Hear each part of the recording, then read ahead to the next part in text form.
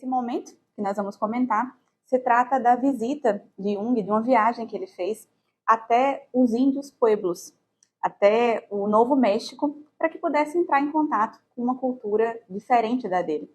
Ele, como um europeu ocidental, queria entrar em contato com uma forma de ver a vida, uma forma de ver o mundo que fosse diferenciada a desses índios. O que ele descreve como sendo esse motivo da sua viagem, eu já acho que é uma coisa muito interessante para nós e que realmente nos ensina muito. Ele acreditava que, para que ele pudesse conhecer mais profundamente a ele mesmo, a sua própria cultura, a forma como se via a vida, era muito importante que ele entrasse em contato com pontos de vista diferentes do dele. Ou seja, que ele precisava perceber como era a forma de enfocar a vida, os vários ângulos que se podiam olhar para uma cultura, olhar através de uma civilização, para que ele pudesse perceber melhor a ele mesmo e a sua própria cultura. Em outras palavras, ele considerava que o ponto de vista diferente do dele era algo que seria muito valioso e que enriqueceria muito a sua própria compreensão da vida.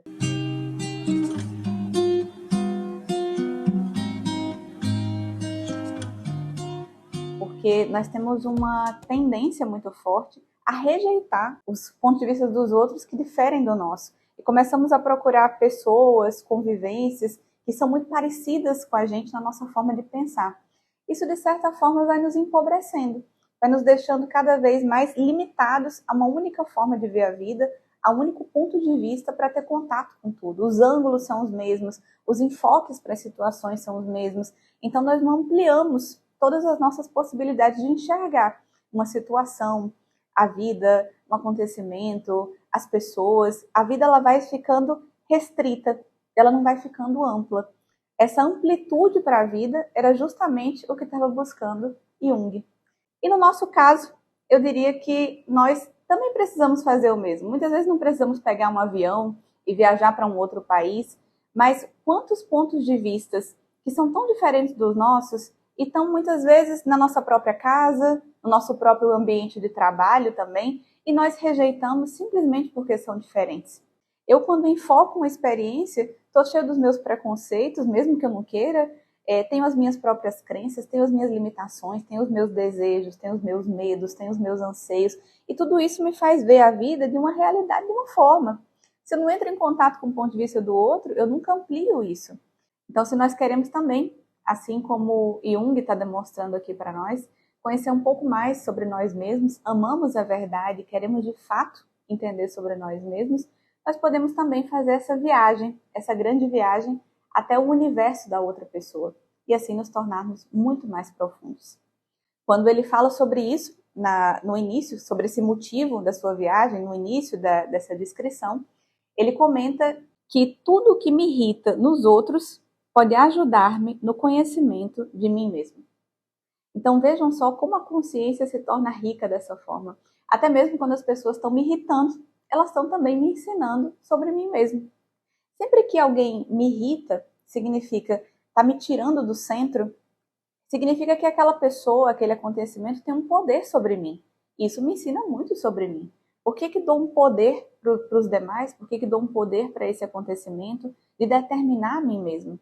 Isso teria que ser uma pergunta sincera que nós fazemos para nós mesmos. Por quê? Por que algo me tirou do centro? Ou seja, por que deixei essa opinião de uma pessoa influenciar tanto a mim? Por que para mim é tão importante, tão especial a maneira como uma pessoa me vê ou como ela fala sobre mim? Por que me importo tanto com a maneira como eu sou visto? Então, todos esses elementos são perguntas importantes para nós. Por quê? Por que essas coisas são importantes dessa maneira? Então, a convivência ensina demais sobre nós. É um momento de muitos aprendizados, sem dúvida nenhuma. Então, toda vez que eu quero conhecer um pouco mais sobre o outro, eu conheço um pouco mais sobre a pessoa se eu olho mais para mim mesmo. Mas também, quando eu quero conhecer sobre mim mesmo, eu conheço muito melhor se eu entro em contato com outra pessoa. E quanto mais diferente essa pessoa, mais me ensina sobre mim mesmo. Jung, quando ele está começando a relatar sobre essa sua viagem em contato com os índios pueblos, ele comenta que ele começou a perceber com essas viagens que ele fazia o quanto que ele estava aprisionado, o quanto que ele estava limitado dentro da sua própria cultura, dentro da sua própria forma de ver a vida. E que quanto mais ele percebia isso, mas aumentava nele o desejo de viajar, de entrar em contato com pessoas diferentes, com povos diferentes também. E nesse caso, nesse relato tão especial dessa ida dele ao Novo México, que está contida dentro do livro Memórias, Sonhos e Reflexões, que é a autobiografia de Jung, ele descreve de uma maneira tão especial como foi essa viagem. Lá dentro ele comenta que um dos momentos mais especiais para ele foi quando ele teve a oportunidade de conversar com o chefe desses pueblos taus, que era um homem muito inteligente, que ele descreve como sendo realmente uma pessoa muito especial. O nome dele, a tradução na nossa língua seria Lago das Montanhas, e que ele diz que teve conversas com ele como muito raramente teve com um ser humano, com uma profundidade que raramente teve com outra pessoa, inclusive pessoas da sua própria cultura. E numa dessas conversas, que é muito, muito especial, ele transmite um ensinamento belíssimo para todos nós. Vamos comentar agora a maneira como ele fala sobre quem são os europeus, quem são os homens dessa cultura a qual Jung pertencia. Os olhos têm uma expressão fixa, estão sempre buscando algo. O que procuram? Os brancos sempre desejam alguma coisa, estão sempre inquietos e não conhecem o repouso. Nós não sabemos o que eles querem, não os compreendemos e achamos que são loucos. Perguntei-lhe então por que pensava que todos os brancos eram loucos. Respondeu-me: eles dizem que pensam com suas cabeças. Mas naturalmente, com o que vocês pensam? Perguntei admirado. Nós pensamos aqui, disse ele, indicando o coração. Caí numa profunda reflexão. Quantas culturas falam para nós sobre o coração? Enxergar com o coração, ver com o coração. No Egito, se julgava o coração da pessoa. Mas o que é o coração? O que esses índios querem dizer? Que nós deveríamos pensar com o coração e não fazemos isso. Essa é uma reflexão muito bonita e muito importante para nós. A gente teria que perceber que o coração que eles estão falando, obviamente, não é o coração físico. Não estamos falando do órgão do coração, mas é aquilo que ele representa. O coração é um símbolo do centro dentro do ser humano. O coração é um símbolo da essência humana, aquilo que há de verdadeiro, de profundo e de verdadeiro da natureza humana. Nós poderíamos sintetizar esse centro, essa essência do ser humano, como a bondade. Vejam que naturalmente nós percebemos isso. Todos nós sabemos que a bondade é aquilo que define a natureza humana. Quando nós, por exemplo, vemos alguém cometendo um ato de muita maldade, a primeira coisa que nós pensamos é: isso não é próprio de um ser humano, isso não é mais humano.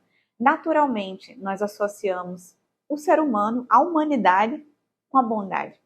E quando nós falamos de ver com o coração, de viver com o coração, envolver o coração nas coisas que nós estamos fazendo, se trata de envolver aquilo que nós é próprio da nossa natureza, aquilo que nós é próprio da nossa essência, que é a própria bondade. Então, nós teríamos que ser capazes de perceber quando o nosso coração, a nossa identidade, o nosso centro, a essência humana está envolvida na vida e quando ela está desassociada da vida. Seria muito importante ter essa percepção. Para que isso possa ficar um pouco mais claro, observem que, normalmente, quando todos nós vamos olhar para uma experiência, ou para uma pessoa, para um fato da vida, a nossa tendência é que, quando nós estamos olhando para uma situação, nós olhamos para ela através dos medos que nós temos, nós olhamos para ela através de muitos desejos que nós temos também, de expectativas do que nós gostaríamos que acontecesse, dos nossos desejos também, porque eu olho já buscando aquilo que me daria prazer, fugindo daquilo que vai me levar até uma dor, buscando aquilo que eu gosto e rejeitando aquilo que eu não gosto.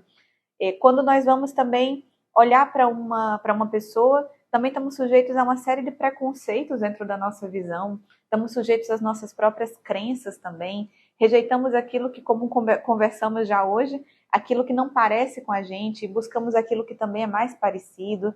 Então, nós temos uma série de tendências, uma série de condicionamentos quando nós estamos olhando para um fato. Tudo isso significa nós estamos bloqueando a expressão do nosso coração. Estamos bloqueando essa expressão da bondade dentro do ser humano. Quando nós fazemos isso, como cada um de nós tem medos diferentes, tem expectativas diferentes, tem desejos diferentes, e quando cada um olha para uma situação que está vivendo e projeta exatamente essas coisas, olha através dessas coisas, percebam que cada um de nós vai criando uma própria realidade única, exclusiva, a minha própria realidade, a minha própria maneira de ver aquele fato da vida. Então, se várias pessoas diferentes estão olhando para uma mesma experiência, cada um vê a partir dos seus medos, dos seus desejos, das suas expectativas, e a gente vai criando não a realidade do fato. Não vamos vendo a vida como ela é ou as pessoas como elas são. Vamos vendo a partir desses nossos condicionamentos, criando uma realidade paralela. Isso não parece muito com loucura? Será que cada um de nós, de fato, não é um pouco louco também? Como descreve o chefe dos índios, será que eles não têm razão? Que nós, na nossa cultura, que achamos que pensamos com a cabeça dessa maneira, acabamos ficando loucos mesmo? E vendo cada coisa na vida de uma forma muito particular e criando uma fantasia nas nossas mentes e não vendo a vida como ela realmente é e como ela realmente se expressa? Parece que quando a gente olha para a vida assim, não está sempre faltando alguma coisa? Porque eu crio um monte de desejos e um monte de expectativa para viver um momento. E quando eu vou lá e realmente o vivo, a vida não é exatamente como eu projetei. E fico sempre com aquela impressão assim que falta algo, que tem algo errado, que as pessoas estão erradas, que a vida está errada, que as coisas aconteceram mal, que não era para ser dessa maneira, que não era para ser dessa forma. Quantas vezes nós não pensamos assim? Isso não tem nada a ver com olhar com o coração, com ver com o coração. Seria o contrário disso. A gente teria que abandonar esses elementos, entrar num certo vazio desses elementos, sem desejos, sem apegos, sem medos, para poder olhar para uma experiência, simplesmente vê-la como ela é. Simplesmente, como nós costumamos dizer, iluminar a vida com o nosso coração significa fazer um pouco como o sol faz, fazer com que os seus raios possam chegar a todos os seres, penetrar todas as coisas. Olhar com o coração seria assim também. Olhar para todas as coisas, acontecimentos, pessoas e simplesmente ver as coisas como elas são, as pessoas como elas são, os fatos também como eles são. Simplesmente observar a vida como ela é, aceitar a vida como ela é, sem desejos, sem preconceitos, sem medos, cada coisa exatamente como ela é. Penetrar nas coisas através do nosso coração e sentir que está tudo no seu lugar natural. Perceber que tudo está exatamente aonde deveria estar. Ou seja, olhar para a vida com o coração, com sentimentos profundos, com sentimentos verdadeiros, significa não criar nenhum tipo de desejo nem de expectativa. Olhar com bondade. Em vez de observar uma pessoa e começar a analisá-la na nossa mente e criar um monte de rótulos e definições para aquela pessoa, não, olhar com o coração, por exemplo, para um ser humano, seria ir até ele, penetrar dentro da pessoa, ver como ela é, e integrá-la dentro de nós como ela é. Integrar os acontecimentos como eles são, integrar as pessoas como elas são, poder integrar tudo isso, perceber que está tudo no seu lugar natural. Uma pessoa, quando ela faz isso, quando ela coloca o coração dela para enxergar as coisas e vive através da bondade, então, cada momento, iluminando cada coisa como ela é, sem desejar que as coisas sejam diferentes daquilo que elas são, essa pessoa, naquele momento, está realizada. Ela ilumina tudo, transmite vida a tudo aquilo que ela faz. Percebe que tudo está como deveria estar. A vida é assim. O momento presente é riquíssimo se nós olhamos para ele dessa maneira. Então, a pessoa, quando faz isso, ela se realiza. O ser humano não precisa de nada mais para se realizar. Ele só precisa expressar aquilo que ele é. Ele só precisa expressar a bondade do seu coração. Ele só precisa transmitir um pouco de luz. Ele só precisa transmitir um pouco de vida em todos os ambientes onde ele está e para todas as pessoas com as quais ele convive. Se ele faz isso, se realiza. Se ele não faz isso, se não coloca o seu coração presente na vida, então nós ficamos um pouco como descreve esse chefe dos índios. Parece que sempre estamos procurando alguma coisa, parece que nunca encontramos aquilo que procuramos, porque na verdade estamos procurando alguma coisa fora para preencher um certo vazio de sentido. No fundo, estamos procurando alguma coisa fora porque estamos com saudade de nós mesmos. Estamos ausentes daquilo que é o mais importante na vida, que é a presença do nosso próprio coração. Então ficamos sempre com a sensação que falta algo, uma sensação de falta o tempo todo, uma sensação de busca o tempo todo, de uma coisa que nem nós sabemos exatamente aquilo que nós estamos buscando. No fundo, todo ser humano busca ele mesmo. Todo ser humano busca essa percepção de plenitude que está com ele no momento presente. E se o ser humano, então, expressa o seu coração, cada momento, cada circunstância se torna realmente muito especial. Cada circunstância da vida fica cheia de vida, de beleza, e ele percebe que o melhor momento é exatamente o presente, exatamente o aqui e o agora. Não porque a vida gerou uma circunstância muito especial para ele viver, mas porque o nosso coração é tão especial que a presença dele, a luz que ele emite, faz qualquer momento da vida, o momento presente, ser muito especial. Então, esse diálogo que Jung teve com esse índio nos ensina muitíssimo. Provocou profundas reflexões para ele e, de fato, para nós traz reflexões maravilhosas. Como nós podemos viver um pouco mais através do coração, tornando cada momento, o momento presente, único e especial. Depende de como eu estou iluminando a vida, não depende do que acontece fora de mim para que o momento seja especial.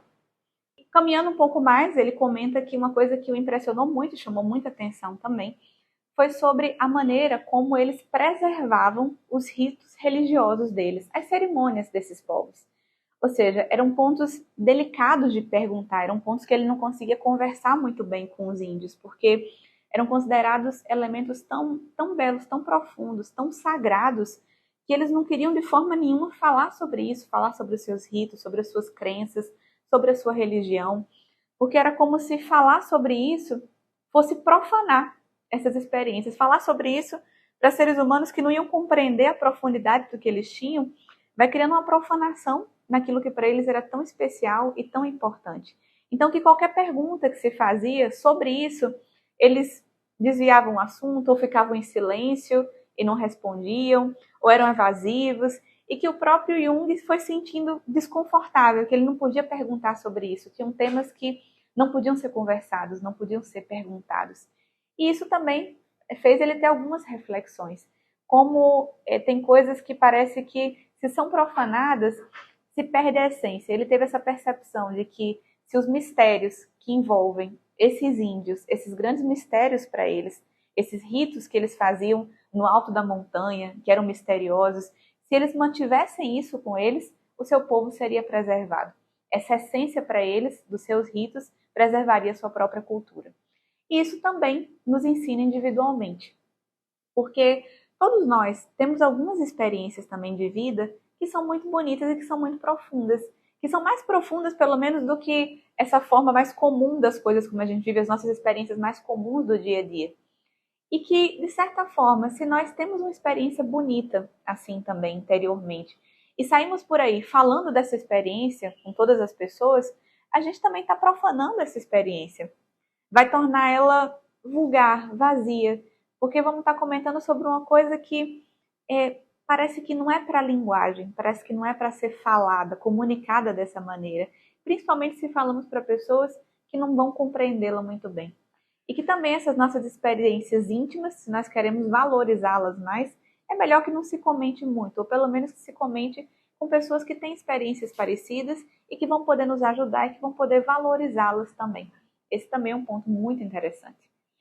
E continuando um pouco mais, ele diz que um momento ele estava observando essa grande montanha, essa alta montanha, onde os índios realizavam esses seus ritos tão misteriosos também, tão especiais, essa grande montanha de mais de 2.000 metros acima do Planalto.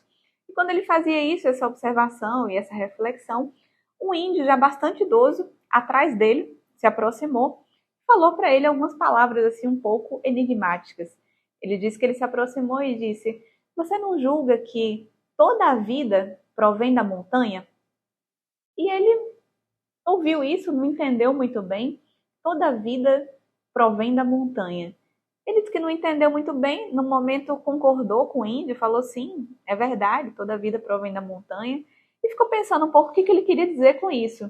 Pensou que da montanha vinha o rio e a água, e de fato a vida tem a relação com a água, mas ficou com uma impressão que isso ainda era muito vazio, que tinha algo mais nisso que esse índio falou para ele. Toda a vida provém da montanha.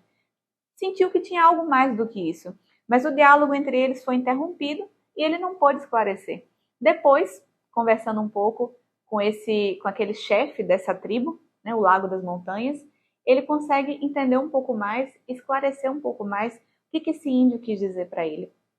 E num diálogo muito bonito que eles tiveram, Jung e Lago das Montanhas, o chefe desses índios, ele começou a comentar por alto algo muito importante sobre esses seus mitos religiosos, sobre esses seus símbolos religiosos.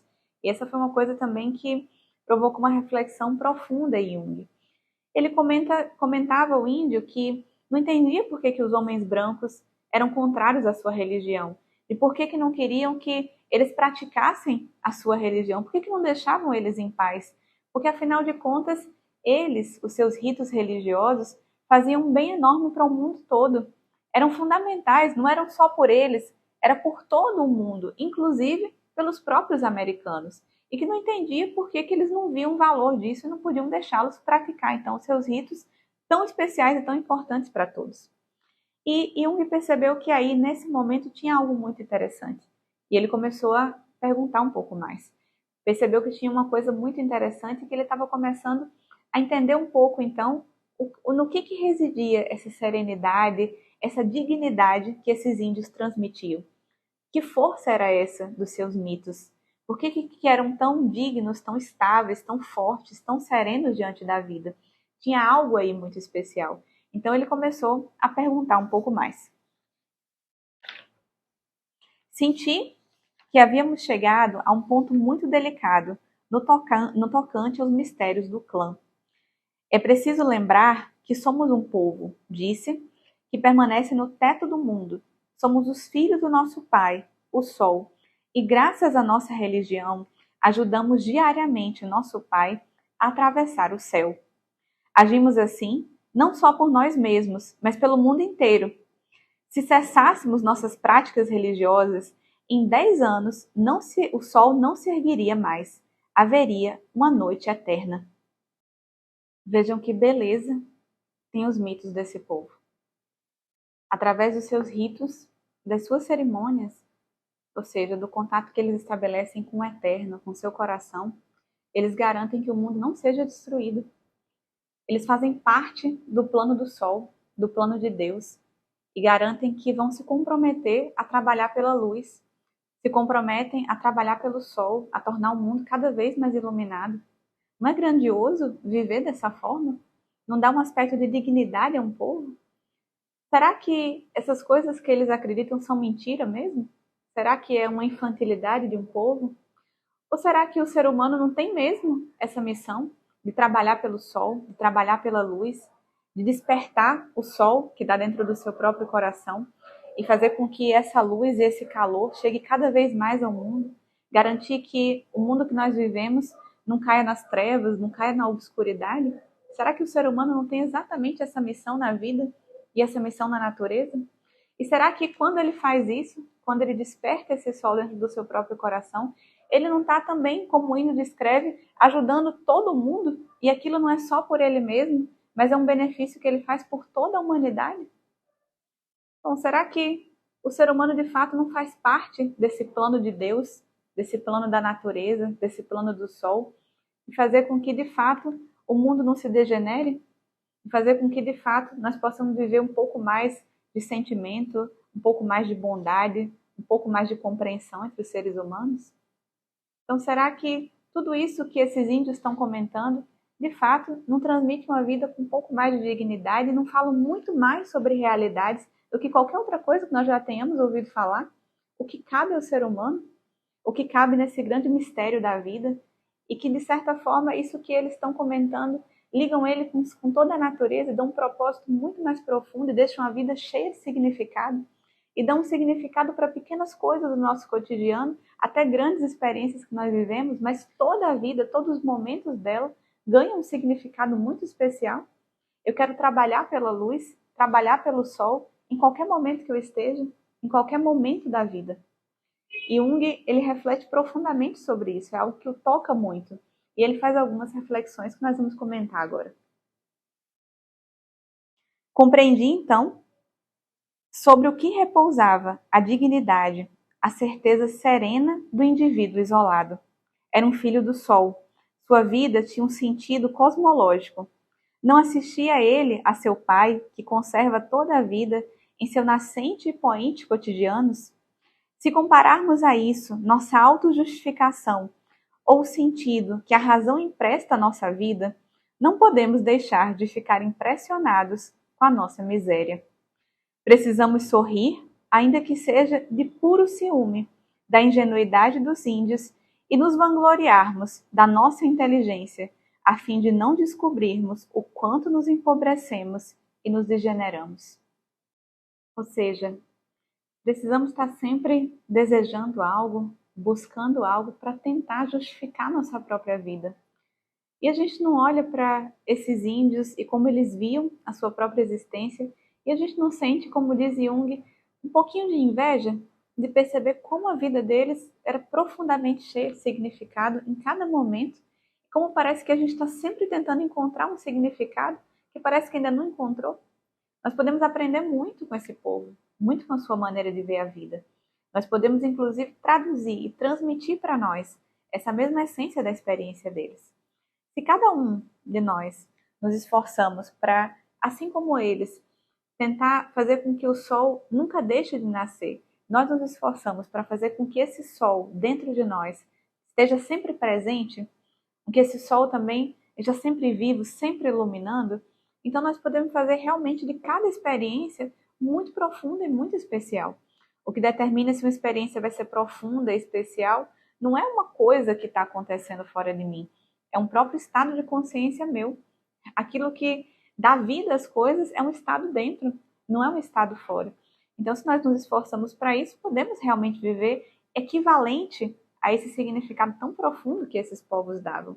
Isso é algo muito bonito e muito interessante. Se o ser humano faz isso, então ele está pleno e realizado. Se ele dá um significado profundo a uma experiência, ele transmite vida, transmite aquilo que ele é naquela experiência, é exatamente quem ele é, ele encontra a sua fonte de realização.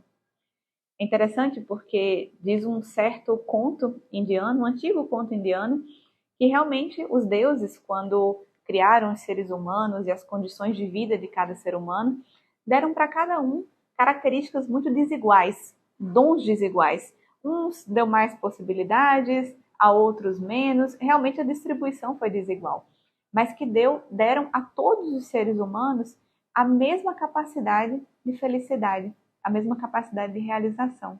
Porque a realização e a felicidade, a plenitude que se vive, não depende de nada que foi dado a eles. Depende simplesmente de expressar a si mesmo, de cada ser humano expressar o seu coração, de ser exatamente aquilo que ele é. Fica claro, então, agora, que realmente toda a vida provém da montanha. Como aquele velho índio tinha falado a Jung, lembram? Toda a vida provém da montanha. Toda a vida provém dessa relação do ser humano com o sol, dessa relação do ser humano com o espiritual, dessa relação com o eterno nele mesmo, com seu próprio coração. É realmente assim. Uma pessoa, quando está em contato com seu próprio coração, ela transmite vida, energia a todos os lugares onde ela está. Tipo uma pessoa que todos querem estar perto, quando todo mundo está perto dela, sente mais energizado, sente com mais respostas, sente com mais profundidade. O contato com o coração transmite vida. Toda a vida provém da montanha. Bom, eu desejo que essa nossa conversa de hoje possa ser uma grande fonte de reflexão para você, como tem sido para mim. E que cada um possa encontrar também essa sua montanha. Não uma montanha externa, física, mas que cada um possa encontrar essa sua montanha dentro. Esse estado de consciência alto, elevado, em que nós olhamos para a vida de uma outra maneira, com outra perspectiva, e percebemos que cada um de nós tem um papel fundamental na natureza. Temos que ser nós mesmos, temos que iluminar um pouco mais do mundo, precisamos garantir que o mundo não caia nessa escuridão. E se nós olhamos para a vida a partir dessa montanha, então percebemos que, de fato, tudo adquire um caráter novo, tudo se torna vivo, especial e significativo. De fato, toda a vida provém da montanha. Um abraço a todos e ótimas reflexões.